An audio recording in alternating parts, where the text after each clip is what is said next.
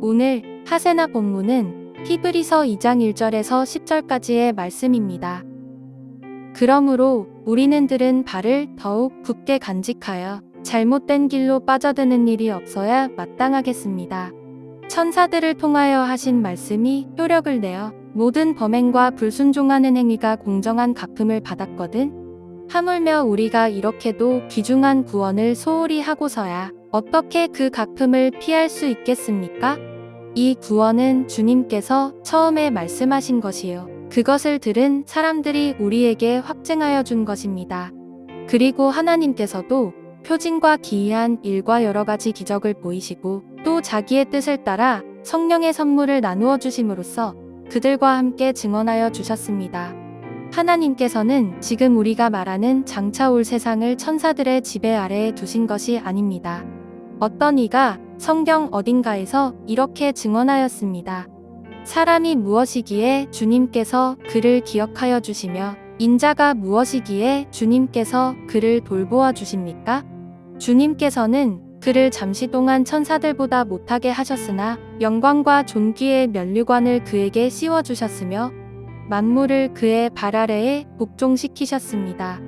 하나님께서 만물을 사람에게 복종시키심으로써 그에게 복종하지 않는 것이라고는 아무것도 없게 하신 것입니다.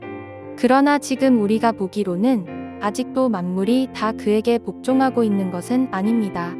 예수께서 다만 잠시 동안 천사들보다 낮아지셔서 죽음의 고난을 당하심으로써 영광과 존귀의 면류관을 받아 쓰신 것을 우리가 봅니다. 그는 하나님의 은혜로 모든 사람을 위하여 죽음을 맛보셔야 했습니다. 하나님께서는 만물을 창조하시고 만물을 보존하시는 분이십니다.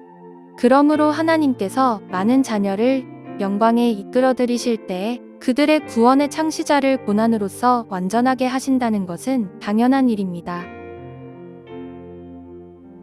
샬롬! 사랑하는 성도님들, 지금 계신 곳에 주님의 평화가 임하기를 축복합니다. 어제 우리는 하나님이 우리를 구원받을 상속자들이라 부르시는 큰 은혜를 나누었습니다. 그런데 우리가 마주한 현실은 그리 녹록지 않습니다. 상속자라는 호칭이 때로는 무색할 만큼 여전히 우리 삶에 고난이 자리하고 있기 때문입니다. 오늘 본문인 히브리서 2장은 바로 그 고민을 다루고 있습니다. 본문은 시편 8편을 인용합니다. 사람이 무엇이기에 그를 잠시 동안 천사보다 못하게 하시며 영광과 존귀로 관을 씌우시며 만물을 그 발 아래에 복종하게 하셨느니라. 이 말씀은 하나님이 인간을 어떤 존재로 지으셨는지를 보여줍니다. 우리는 세상 속에서 겨우 버티는 존재가 아니라 본래 영광과 존귀를 입고 세상을 다스리는 존재였습니다. 이것이 하나님이 의도하신 우리의 원래 자리입니다. 하지만 성경은 곧바로 현실의 괴리를 지적합니다. 지금 우리가 만물이 아직 그에게 복종하고 있는 것을 보지 못하고 있다고 말합니다. 시편 8편의 약속과 달리 지금 우리 현실에는 만물을 다스리는 영광이 보이지 않습니다. 도리어 만물이 우리를 공격하는 것 같습니다. 어떤 분은 예기치 못한 질병 앞에 무력함을 느낍니다. 어떤 분은 자녀 문제나 인간관계 앞에서, 또 어떤 분은 불안한 경제 상황과 불투명한 미래 앞에서 내 힘으로 할 수 있는 것이 아무것도 없다는 깊은 좌절감을 느낍니다. 당시 히브리서 독자들도 마찬가지였습니다. 그리스도인들은 믿음 때문에 손해를 보고 조롱과 압박을 견디며 공동체 안팎의 긴장 속에서 마음이 흔들리고 있었습니다. 하나님의 백성이라면서 왜 현실은 더 어렵고 불안한가 하는 질문이 그들의 일상에 있었을 것입니다. 히브리서는 이 괴리를 이미와 아직으로 설명합니다. 우리는 아직 완성되지 않은 시간, 아직 다 보이지 않는 시간 속에 살고 있습니다. 이 시간 우리에게 필요한 것은 예수를 바라보는 것입니다. 우리는 아직 만물이 복종하는 것을 보지 못하지만 예수님 안에서 하나님이 의도하신 참된 인간의 영광을 발견합니다. 우리의 현실은 여전히 망가져 있지만 예수님이 겪으신 고난과 성취하신 승리를 바라볼 때 우리는 소망을 얻습니다. 시편 8편이 노래한 인간의 영광과 존귀는 예수님 안에서 회복되기 시작합니다. 그런데 그 회복은 세상이 말하는 방식, 힘, 성공, 편안함이 아니라 전혀 다른 길로 이루어졌습니다. 예수님은 고난 없이 영광에 이르신 것이 아니라 고난을 통과하여 영광과 존귀의 간을 쓰셨습니다. 예수님은 이 땅에 오셔서 인간이 겪을 수 있는 가장 비참한 무력감, 곧 십자가의 죽음을 통과하셨습니다.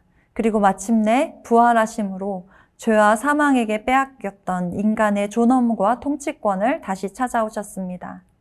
그래서 10절은 예수님을 구원의 창시자라고 부릅니다. 여기서 창시자는 가장 앞서서 가시덤불을 헤치며 길 없는 자리에 길을 내는 개척자이자 대장이라는 뜻입니다.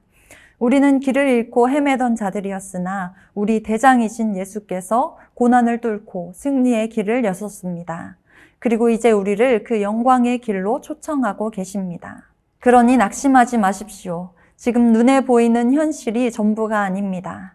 때로는 질병에 아파하고 관계 때문에 울 수도 있습니다. 그러나 우리 대장 예수께서 이미 죽음을 이기고 영광을 되찾으셨기에 그분을 따라가는 우리의 결말 또한 반드시 영광일 것입니다. 현실의 파도에 떠내려가지 않도록 믿음의 닻을 예수님께 깊이 내리십시오. 그리고 대장이신 주님을 따라가십시오. 하나님께서 우리를 영광스럽게 회복시키실 것입니다. 오늘도 우리 앞서가신 예수를 바라보며 현실의 무게를 넉넉히 이기고 담대히 걸어가는 복된 하루 되시기를 축복합니다. 오늘 본문에 나타난 하나님은 어떤 분이십니까? 또 말씀에 비추어 볼 때 세상과 나는 어떤 모습입니까? 깊은 묵상의 자리로 나아가시기를 축복합니다.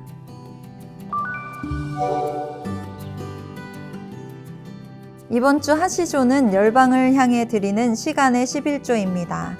이번 주 선교지 한 나라를 떠올리며 기도해 보세요. 선교사 한 분의 사역을 위해 중보해 보세요. 다른 문화와 사람을 존중하는 마음을 가져보세요. 전쟁과 분쟁 가운데 있는 나라를 위해 기도합시다. 오늘 내 삶의 자리에서 복음의 향기를 드러내 보세요. 주님, 오늘도 보내심 받은 자리에서 살게 하소서. 기도해 보세요. 오늘의 하시죠. 함께 하시죠.